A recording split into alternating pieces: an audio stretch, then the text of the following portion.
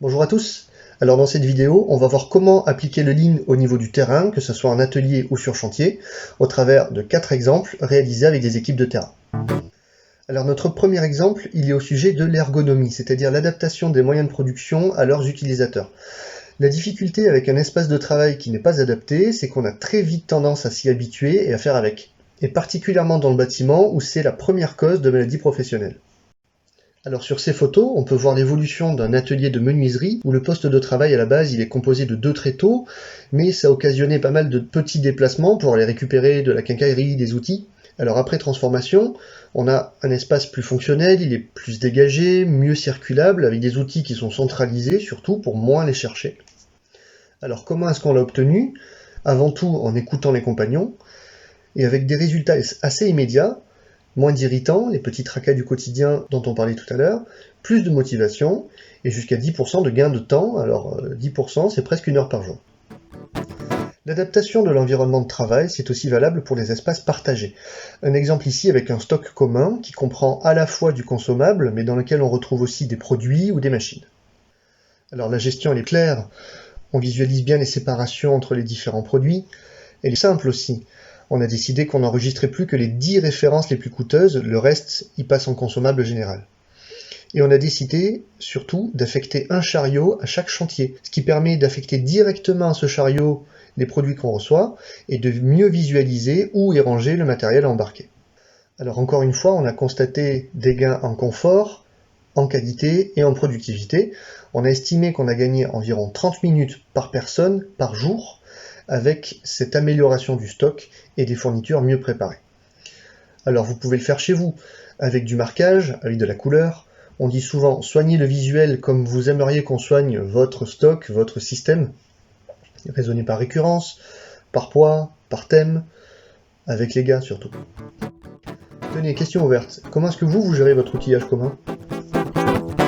Maintenant un exemple avec une équipe de gros œuvres, avec qui on a fait une analyse du poste banche, un poste pendant lequel on a constaté qu'il y avait beaucoup de déplacements et des périodes longues où l'avancement du mur à couler, il était nul. Alors le challenge, comment fermer la banche en un temps record? On a pu décomposer des actions à effectuer en tâches successives et proposer une organisation du poste de travail qui soit mieux adaptée aux déplacements et au tri des matériaux. Pour visualiser les déplacements, on a fait ce qu'on appelle un spaghetti pour les curieux. On a proposé quelques adaptations à la fois du matériel de chantier, avec des roulettes, des pancartes, des séparateurs, mais aussi de la disposition du matériel de chantier. Et enfin, on a entraîné l'équipe pour qu'elle fonctionne comme un commando, avec un partage des tâches bien précis et minuté, pour que dès que le chef d'équipe il lance le top, chaque compagnon est synchro, il sait ce qu'il a à faire. Pour les curieux, encore une fois, ça s'apparente aux ateliers SMED qui viennent de l'industrie. En fin de chantier, le conducteur de travaux a confirmé à ses collègues qu'il avait gagné 25% du temps par rapport à d'habitude. Et dernier exemple, avec plusieurs équipes d'électriciens déployées sur un chantier où le challenge était de rénover 300 logements au rythme de 1 logement par jour par équipe.